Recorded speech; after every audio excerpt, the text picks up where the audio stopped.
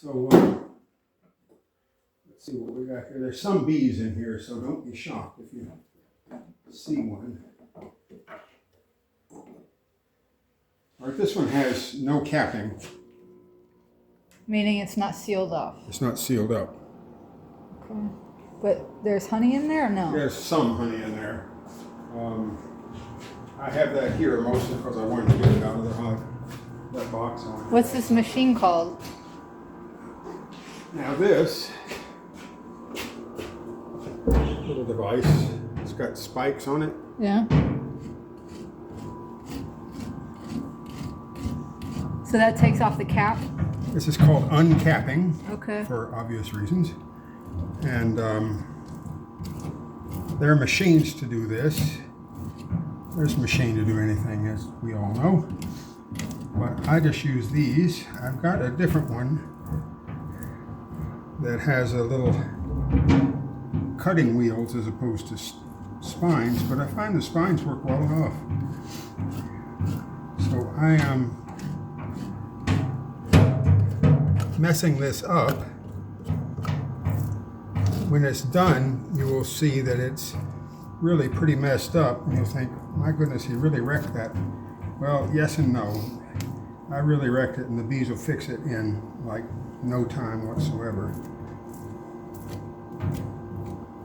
And the fact that this is when they come to it, it's going to be wet with honey, and that's really going to excite them. That is wet with honey, I mean.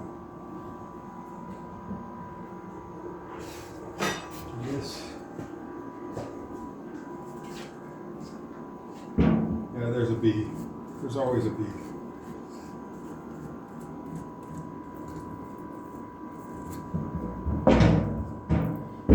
This is brand new wax. The color of it tells you it's brand new.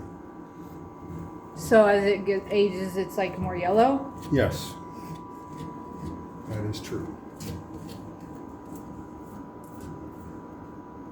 Right now, I'm going to rinse my hands because I don't like to put the sticky on the controls.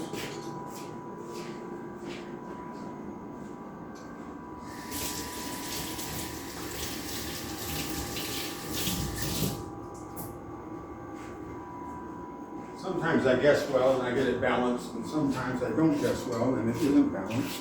What is this called? An extruder? This is called an extractor. Extractor, okay. I got close. It's basically a centrifuge. Extractor, okay. The cells, if you look at the end bar, the cells are not flat, they're up like this. Okay. And so when you put them in here, you arrange it such that the angle favors going to the outside.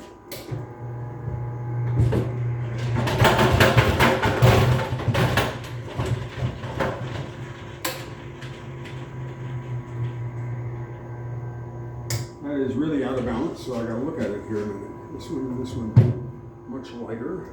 Good and heavy. Lighter. Okay, so. So it's just using centrifugal force? That's right.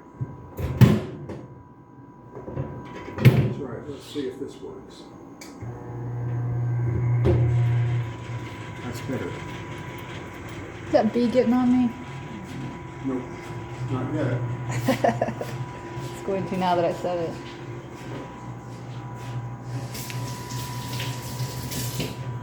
Now I want to spin that a lot faster. Well, let's see here. Let's see if it starts jumping around. A little bit.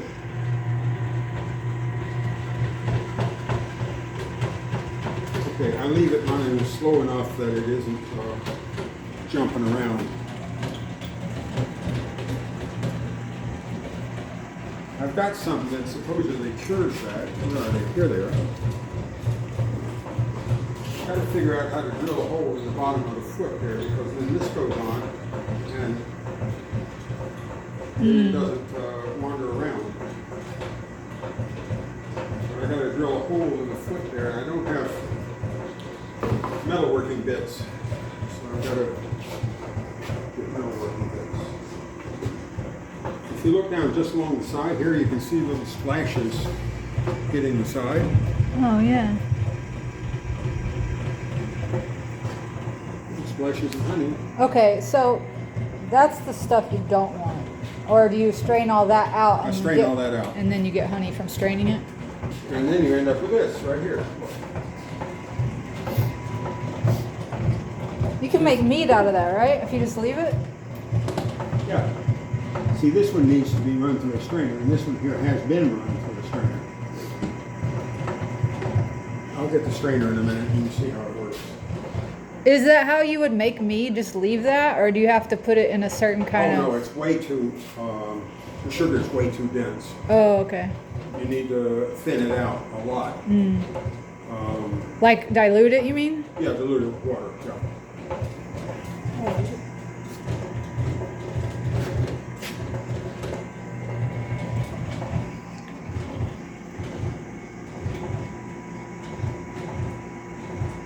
And the reason it's hot in here is on purpose so that the honey stays as liquid as possible. This is what it looks like after it's come out of there.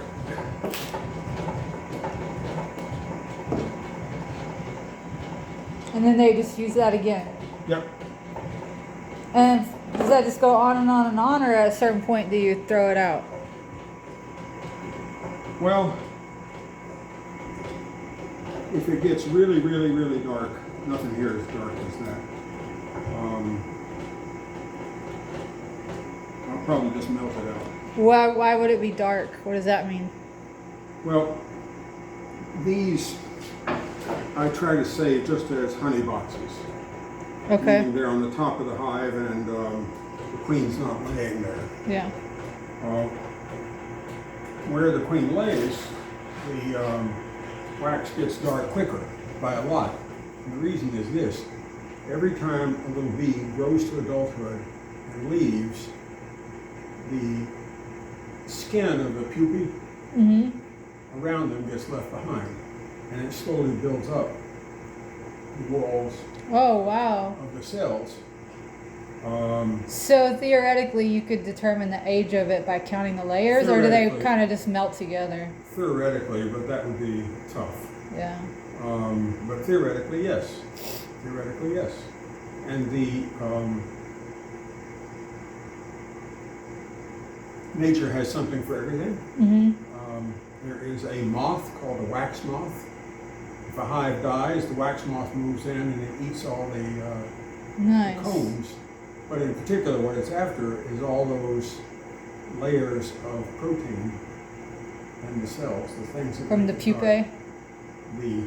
The wax moth is after that. Okay. And when they're done, it's just a pile of, looks like really dirty cotton balls on the floor. That's unappealing. Really dirty. Like black. When they're done with it, I mean.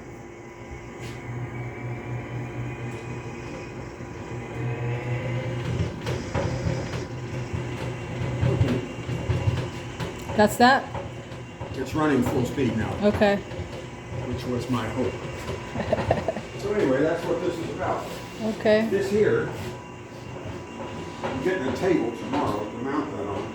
This weighs about 50 pounds. You fill this is a water jacket.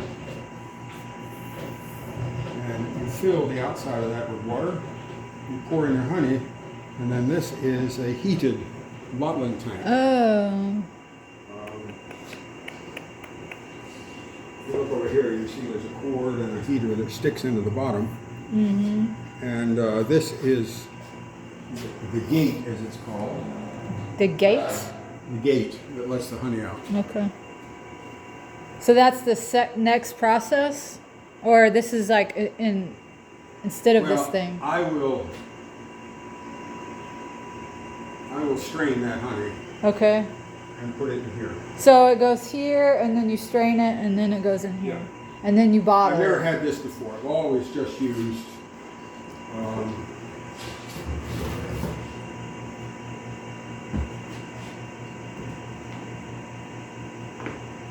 So, why this extra step?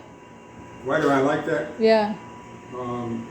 I've got a lot of canola honey, and canola honey, or any honey that crystallizes quickly, if you keep it between 80 and 100 degrees, which is not crazy because the inside of the hive is between 95 and 100. Anyhow, Right. you do that anyhow.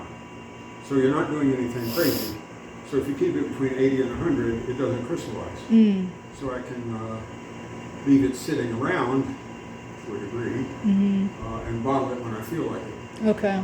Then you're not rushed. And I've wanted one of those for years, and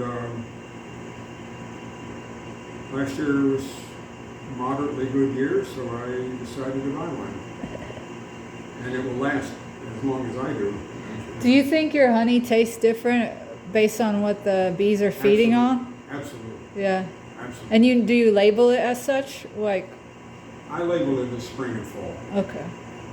If you are a big commercial beekeeper and you are making your money from pollination as a rule, then when you move from, say, apple orchards in Massachusetts to blueberry fields in Maine, Right. when you get there, you pull the honey off. And You mean like people are like renting out their hives to farmers who need pollinators? people like that? Yes, exactly. That's where the money is. Like for almond trees or? Almonds, exactly. Yeah. I don't know what the current price is, but my guess won't be that far off. A hive of bees in an almond grove for a week could be $175, $200. And on the East Coast, they started citrus in the spring, and they moved their way up through various things: peaches, pears, cherries. Do you know like approximately how many hives per acre of people? And like, is every hive a standard size? I know in California with almonds, Yeah. there's 2 hives to the acre. And how many bees are in a hive on average? They have standards for that, so it would work out to 30,000 maybe. So like 60,000 bees an acre. Yeah, Wow. yeah. Wow, it's right. Now, several of my hives out here are probably closer to 80,000, but people who are moving them, Right. It's they not. don't want It's big not hives. safe. Yeah, they don't want big hives. They Yeah. want little hives Right. and a varietal honey. Yeah. Which, I understand, but that's what they want. Yeah. Anyway, there we are. Okay. Thank you. You're welcome.